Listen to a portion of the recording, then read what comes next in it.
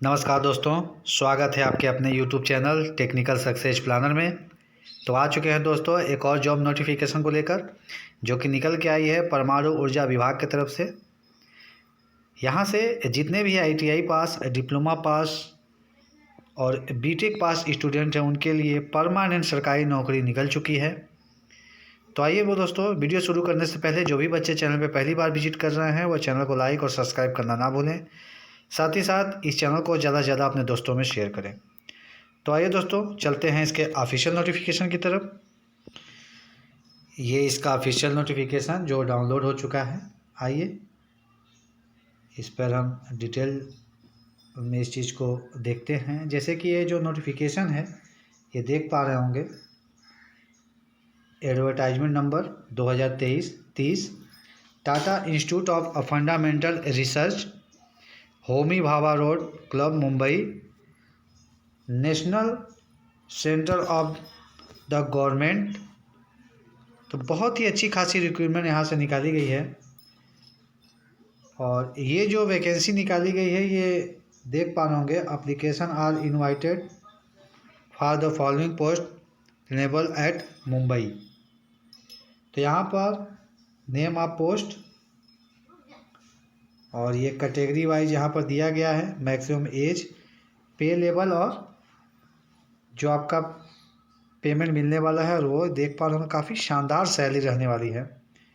तो administrative officer एक post है, यहाँ पर देख पा रहे होंगे। मैक्सिमम एज यहाँ पर 40 साल है। पे लेवल की बात करें तो 10 है और पे स्टेज 1 जिसमें 1,07,565 रुपये सैलरी मिलने वाली है। वही बात करते हैं अगली पोस्ट की। जो अगली पोस्ट है वो साइंटिफिक ऑफिसर एक पोस्ट। एज की बात करें तो मैक्सिमम एज जो है वो 28 साल है। पे लेवल की बात करें तो 10 और पे स्टेज की बात करें तो 1। सैलरी भी देख पा रहे होंगे 1,07,565 की सैलरी रहने वाली है। अगली जो पोस्ट है वो साइंटिफिक असिस्टेंट बी एक पोस्ट यहाँ भी निकाली गई है, देख पा रहे होंगे। एज जो है वो 28 साल है। लेवल 6 की जॉब है, पे स्टेज 1 जिसमें 66,498 सैलरी मिलने वाली है।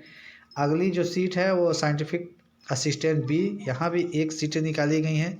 यहाँ पर जो मैक्सिमम एज है, यहाँ पर कोई जो देख पा रहे होंगे ये कैटेगरी वाइज ही यहाँ पर दिया गया है सीट। तो यहाँ पर जो एज यहाँ पर है वहाँ 31 साल एज मांगा गया है। लेवल की बात करें तो पे लेवल 6 की जॉब है और पे स्टेज की बात करें तो 66,498 सैलरी रहने वाली है। अगली जो सीट है वो जूनियर इंजीनियर बी एक पोस्ट निकाली गई है, जिसमें मैक्सिमम जो एज है वो 28 साल है।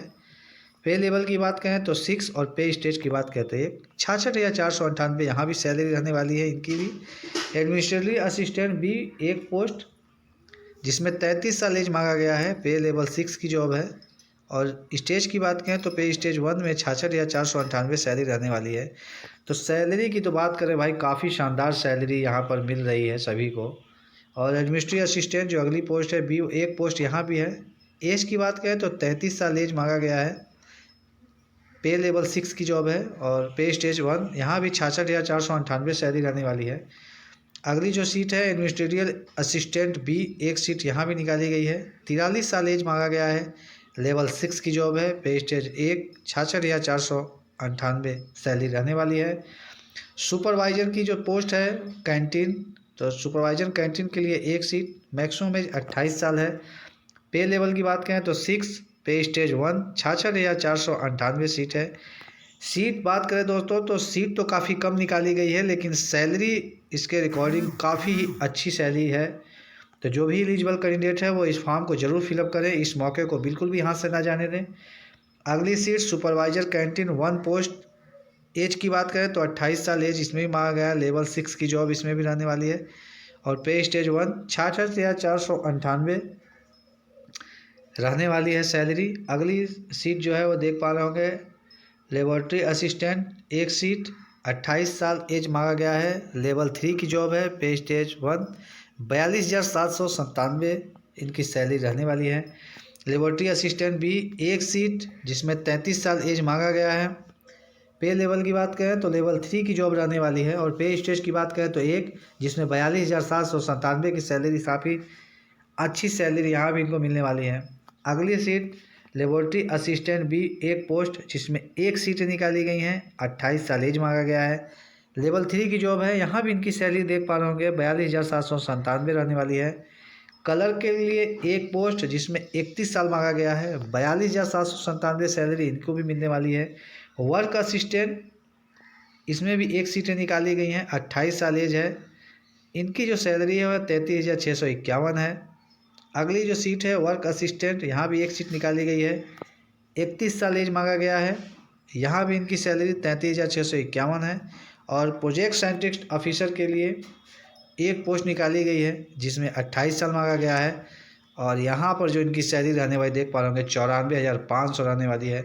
तो काफ़ी शानदार सैलरी यहाँ पर मिल रही है परमाणु ऊर्जा विभाग की तरफ से।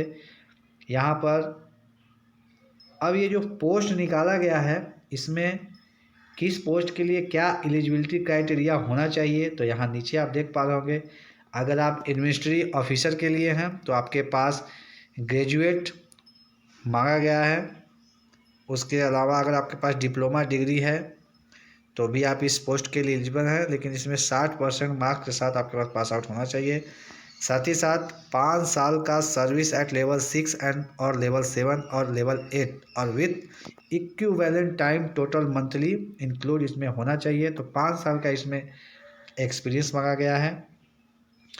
अगली जो सीट है वो साइंटिफिक ऑफिसर के लिए है। या तो यहाँ पर जो मांगा गया है, इसमें full time degree in engineering BA BTech with equivalent in 60% mark. तो यहाँ पर आपके पास जो बीए बीटेक मांगा गया है, इसमें 60% मार्क के साथ आपके पास आउट हैं तो आप इस पोस्ट के लिए एलिजिबल हैं। साथ ही साथ इसमें मिनिमम 2 या 3 साल का एक्सपीरियंस भी मांगा गया है। अगली जो सीट है वो साइंटिफिक असिस्टेंट, यहाँ भी देख पा रहे होंगे। यहाँ पर आपके पास डिप्लोमा इन इंजीनियरिंग मांगा गया है जो कि 60% मार्क के साथ, जिसमें आपके पास जो ट्रेड है वो इलेक्ट्रॉनिक्स और कम्युनिकेशन का होना चाहिए। तो और यहाँ भी 2 साल का जो है कि एक्सपीरियंस आपके पास मांगा गया है इलेक्ट्रॉनिक नॉलेज में।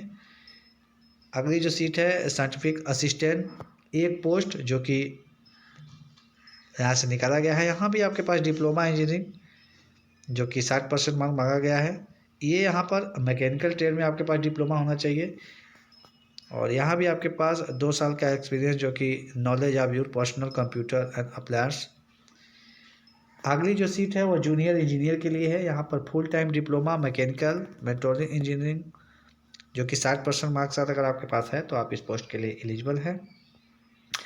अगली जो सीट निकाली गई है वो एडमिनिस्ट्रेटिव असिस्टेंट के लिए। यहाँ पर ग्रेजुएट जो कि 55% मार्क के साथ अगर आप पास आउट हैं तो आप इस फॉर्म के लिए एलिजिबल हैं। साथ ही साथ आपके पास 5 साल का एक्सपीरियंस जो कि accountant, purchase, store, general, admin, इसमें आपके पास एक्सपीरियंस है तो आप इस पोस्ट के लिए एलिजिबल हैं। अगली सीट एडमिनिस्ट्रेटिव असिस्टेंट में क्वालिफिकेशन जो मांगा गया है वो ग्रेजुएट जिसमें 55% मार्क के साथ पास आउट मांगा गया है। अगली जो सीट निकल के आ गई है वो देख पा रहे होंगे एडमिनिस्ट्रेटिव असिस्टेंट। तो यहाँ पर आपके पास ग्रेजुएट जो कि 55% मार्क के साथ मांगा गया है। यहाँ आपके पास 5 साल का एक्सपीरियंस है तो आप इस पोस्ट के लिए एलिजिबल हैं।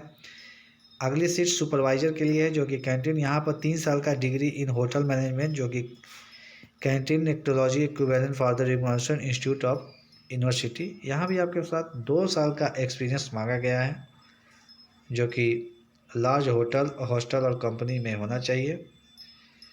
अगली सीट जो निकल के आई है वो सुपरवाइजर। यहाँ पर जो क्वालिफिकेशन मांगा गया है, यहाँ 3 साल का डिग्री इन होटल मैनेजमेंट यहाँ भी मांगा गया है। साथ ही साथ 2 साल का वर्क एक्सपीरियंस होना चाहिए।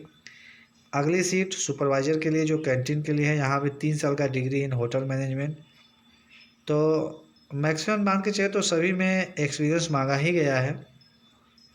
अगली जो सीट है वो लेबोरेटरी असिस्टेंट के लिए है। यहाँ पर आपके पास नेशनल ट्रेड सर्टिफिकेट NTC में 60% मार्क के साथ अगर आपके पास आउट हैं, साथ ही साथ अगर आपके पास 2 साल का एक्सपीरियंस है जो कि रिलेटेड ट्रेड है, लेबोरेटरी असिस्टेंट है तो आप इस पोस्ट के लिए एलिजिबल हैं। अगली सीट लेबोरेटरी असिस्टेंट B, यहाँ भी आपके पास NTC NCVT 60% मार्क के साथ अगर आप पास आउट हैं, साथ ही साथ 2 साल का एक्सपीरियंस है तो आप इस पोस्ट के लिए एलिजिबल हैं।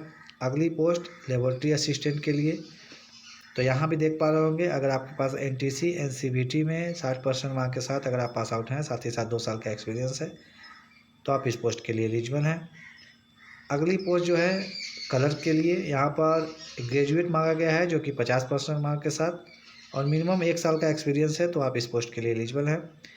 अगली जो पोस्ट है वर्क असिस्टेंट के लिए, यहाँ पर 10वीं पास आउट मांगा गया है, साथ ही साथ 1 साल का एक्सपीरियंस आपके पास होना चाहिए, तो आप इस पोस्ट के लिए एलिजिबल हैं। अगली पोस्ट वर्क असिस्टेंट, यहाँ भी आपके पास एसएससी और इक्विवेलेंट स्टेट या सेंट्रल बोर्ड से है, साथ ही साथ 1 साल का यानी 1 साल का एक्सपीरियंस है, तो आप इस पोस्ट के लिए एलिजिबल हैं। अगली जो पोस्ट है प्रोजेक्ट साइंटिफिक ऑफिसर के लिए, यहाँ full time degree in engineering BA BTech with 7% mark के साथ अगर पास आउट हैं, साथ ही साथ 1 साल का एक्सपीरियंस है, तो आप इस पोस्ट के लिए एलिजिबल हैं। तो काफ़ी अच्छी पोस्ट निकल के आई है, हालांकि सीटें कम हैं लेकिन काफ़ी अच्छी जॉब रहने वाली है। तो जो भी एलिजिबल कैंडिडेट हैं वो इस फॉर्म को ज़रूर फिलअप करें।